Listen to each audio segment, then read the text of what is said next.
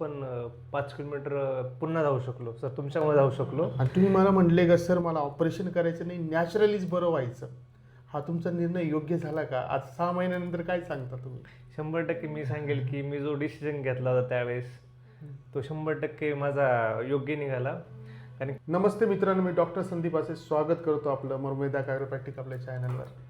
आज आपल्याकडं 6 महिन्यांनी भिशेष सर आले आहेत. ते आय जी ऑफिसला पे आहेत. आणि सर 6 महिन्यापूर्वी तुम्ही ज्यावेळेस आपल्याकडे आलात त्यावेळेस अशी कंडिशन होती का चालता येत नव्हतं, गादी फाटली होती, लिगामेंट टिअर झाले होते? एक वेळेस पावसाचे दिवस होते आणि पावसाच्या दिवसामध्येच मी रनिंग करून आलो असताना गाडी माझी स्लिप झाली टू व्हीलरवरून. त्यावेळेस मला गुडघ्याला इंजुरी झाली, मला चालता पण येत नव्हतं. त्यानंतर मी MRI आणि CT स्कॅन MRI वगैरे सर्व केलं. तर MRI मध्ये माझी गादी फाटली आणि ACL जी लिगामेंट होती त्याला पुन्हा टिअर गेला. मी चाललो का माझा गुडघा अटकायचा. हां, ते मेनिस्कस इंजुरीमध्ये होतं. अटकायचा आणि अटकल्यामुळे मला माणसाला असं अनबॅलन्स झाल्यासारखं फील. त्याच्यानंतर आपण प्रत्येक महिन्यामध्ये चेंजेस होत गेले. म्हणजे आपल्याला 2-3 महिने लागले होते रिपेअर करायला.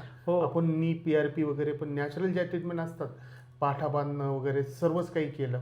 आणि त्याच्यानंतर आज तुम्ही व्यायाम करताय, रनिंग करताय. आज तुम्ही मला सांगितलं त्याच्यावर ते ऐकून खूप आनंद झाला.